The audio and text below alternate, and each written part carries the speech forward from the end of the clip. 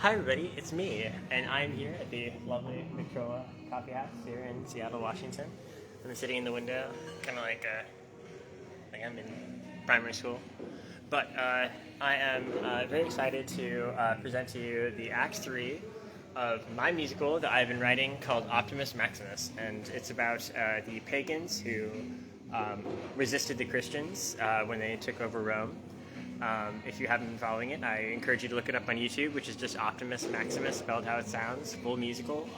We're through Acts 1 and 2 now. We're up to Act 3. And so we're at the point now where I should really explain what's going on in the show to some people.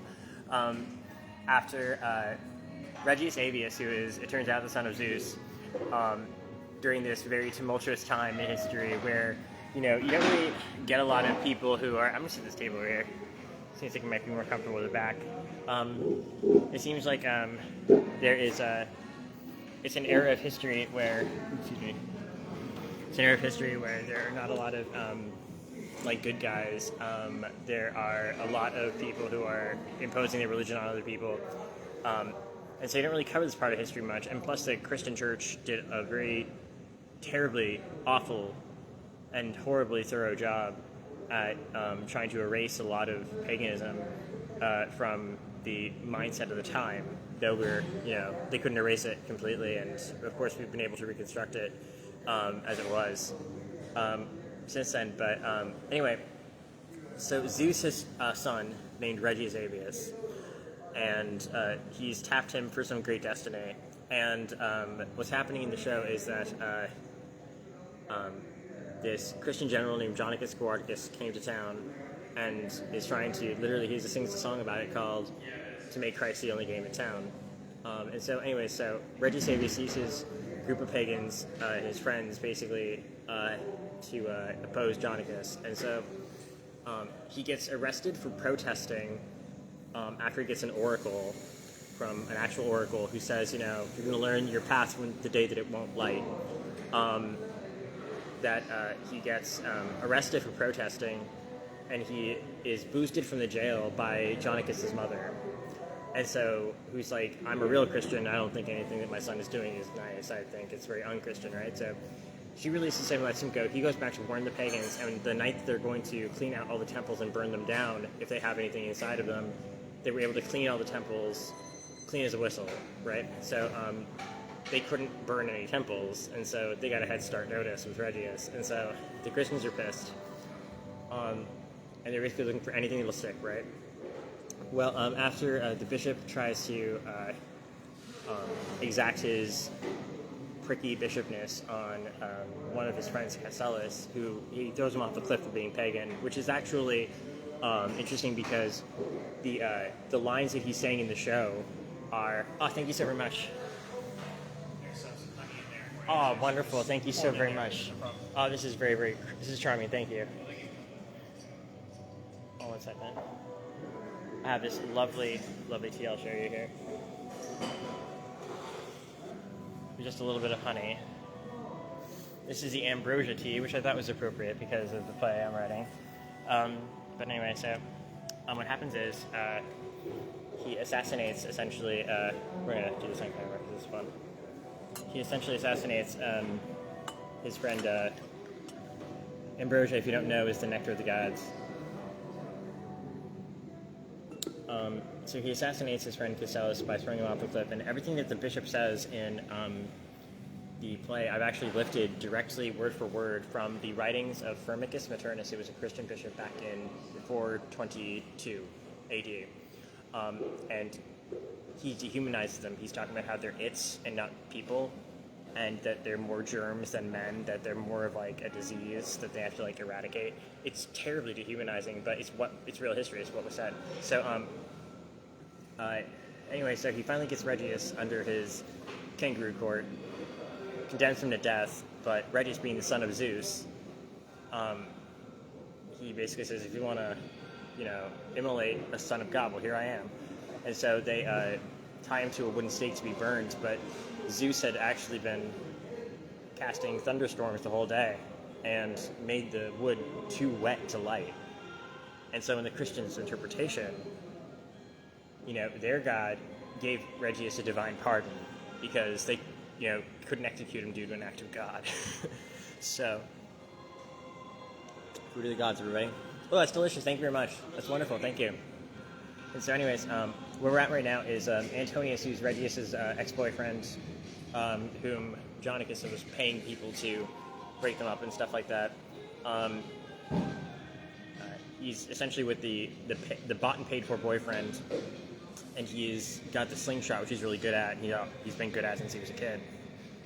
And he's breaking vases because he's blowing off steam because he's pissed at the Christian church, which he was going to convert to, until they try to immolate his ex-boyfriend. So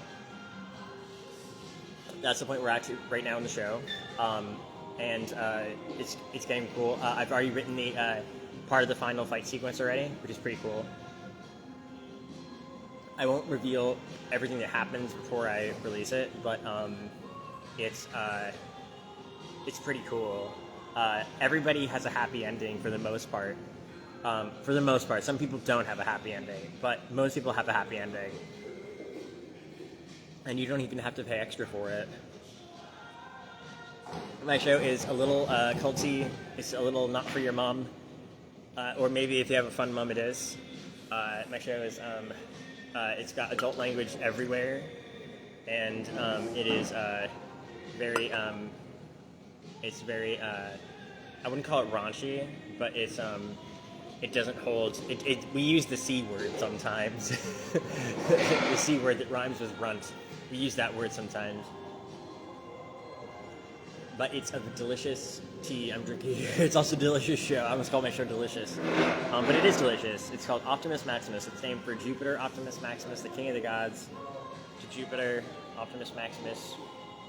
To Jaron Michael Nielsen, who's in the show as Geronicus. We mentioned him. It's thanks to him that we can keep the fire of the Temple of Vesta lit without interruption. Because when they shut the temple down, the pagans took the fire when they were cleaning out all the temples, and they extinguished the fire there themselves, but they kept it lit in a torch, and they brought it to someone's cellar, and now it exists uninterrupted as a 1,000-year-old flame burning on a 4-day-old candle. But thanks to Geronicus Nellius, and that's Nellius because his last name is Nielsen, and also because it's a big Nelly bottom, to be honest with you.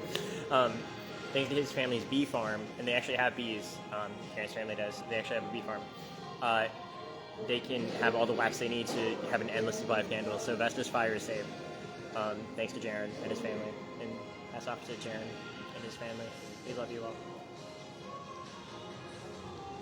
His mom especially has been very good to us and very supportive. She's a fan of the show. She's been listening to every episode. So hey Darlene, what's up? So that's a little spiel about what's going on with Optimus Maximus right now. I hope you enjoy it. I hope you enjoy the episodes, and I hope that you continue to listen. Thank you for... I posted the Acts 3 Scene 2 today, and I noticed that it was up for 20 minutes and it already had 11 views. That's one view every 2 minutes, and then I looked again and it has even more on Vimeo. I'm so blown away by how quickly it's been blowing up, and I'm very humbled by that. I write everything. AI doesn't write anything. AI performs it because I'm limited by, my means right now to fulfill that. But I would if I could without AI. But AI just perform it. But I write everything myself, every single thing, and I mix all the music myself. Sometimes the music is composed by myself. Actually, most of the time, the music is composed by myself. Or I recompose it after like 23 times of giving Suno a bunch of money. I have to mix these things together. But almost all the music is not AI written. Most of the music is written by me, and then AI performs it, fucks it up, and then I have to go back and re-mash it together, re-edit it, mix it together, and then I redo it, and I mix it all together. Most of the music you hear is an amalgamation of about 4 or 5 different tracks that I've composed. So I hope that you all enjoy it. I think that everyone will be pleased with the outcome of this play. It's a very it's a great play, and I've somehow managed to find a way to give happy endings to people in the era of no happy endings. And that's, I think, and here's to all the pagans who lived and died, and to those who have survived since then in an uninterrupted, indefectible line from then till now. And you get to the very, very, very, very end. There's 4 ends to the play. There's the end, or 5 really. The end, the very end, the very, very end, the very, very, very end, and the very, very, very, very end. At the very, very, very end, at very, very, very end, 4 berries. You then see how that undisrupted line continues even to today. So technically speaking, the play actually ends in the year 2025. It stretches from the year 425 AD to 2025 AD. So, and there we are. Optimus Maximus. Tying it right in with our day today, lives today, so I'm making your real life really supernatural with real supernatural stuff. Really, right now. That's pretty cool. You have yourselves a great day. Optimus Maximus.